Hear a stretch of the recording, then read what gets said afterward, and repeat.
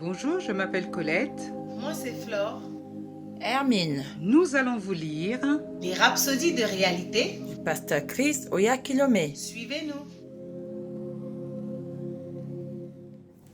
Bonjour, bonne année à vous 2020. Je vais vous lire la rhapsodie des réalités du pasteur Chris Oyakilome. Le thème d'aujourd'hui est prêcher la parole. Prêcher la parole. Dans Marc 16, 20, il est dit « Et ils s'en allèrent prêcher partout. Le Seigneur travaillait avec eux et confirmait la parole par des miracles qui l'accompagnaient. » Nous disons aux gens de prêcher la parole parce que c'est une instruction du Maître. Les apôtres ont prêché la parole. Jésus lui-même a prêché la parole. Nous avons été mandatés pour prêcher la parole. Cependant, si quelqu'un prêche ou parle de Dieu, cela ne veut pas nécessairement dire qu'il prêche la parole. Alors, qu'est-ce que la parole? La parole est ce message de Dieu qui révèle ou communique ses œuvres, sa volonté, ses pensées, ses plans, ses desseins et son objectif pour amener les hommes à communier avec lui ou promouvoir cette communion dans l'amour. C'est son message de vérité avec le contenu et la puissance nécessaires pour reproduire son image dans la vie des auditeurs. Son contenu est l'incarnation des révélations de Christ, de ses dispositions, de ses perfections et de ses instructions. Utile pour la doctrine, pour convaincre, pour corriger, pour instruire et pour exercer dans la justice. C'est ce que Jésus a prêché. Il n'a pas prêché la politique ni ses propres opinions.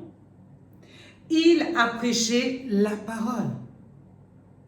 Si la parole elle-même prêchait la parole, combien plus vous et moi? Étant né de nouveau, vous êtes un ministre de l'Évangile. Vous êtes appelé à faire entendre le message de Dieu.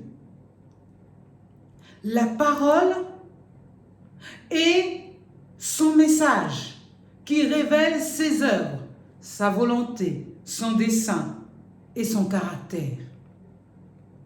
Un vrai prédicateur de la parole est celui qui prêche la volonté de Dieu.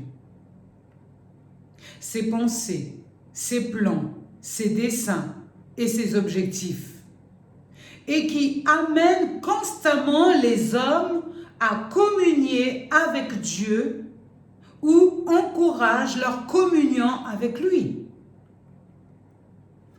Plus ils vous écoutent, plus l'image de Christ est révélée en eux et à eux. Gloire à Dieu. Soyez un vrai prédicateur de la parole.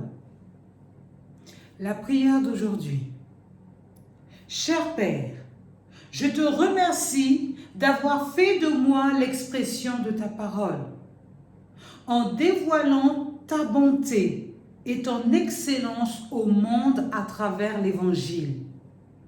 Alors que je proclame hardiment ton Évangile de vérité, de la justice, la vie et l'immoralité sont dévoilés. Beaucoup entrent en communion avec toi et dans leur héritage en Christ, au nom de Jésus. Amen. Pour une lecture approfondie, vous pouvez lire Acte 8, 25. Après avoir rendu témoignage à la parole du Seigneur et après l'avoir prêché, Pierre et Jean retournèrent à Jérusalem et en annonçant la bonne nouvelle dans plusieurs villages des Samaritains. Acte 13 au verset 5.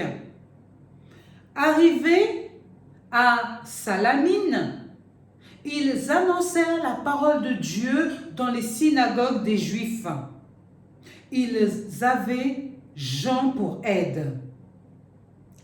Acte 14, 25 nous dit « Annoncèrent la parole à Perge et descendirent à Athalie. » Alléluia, soyez bénis. Au revoir.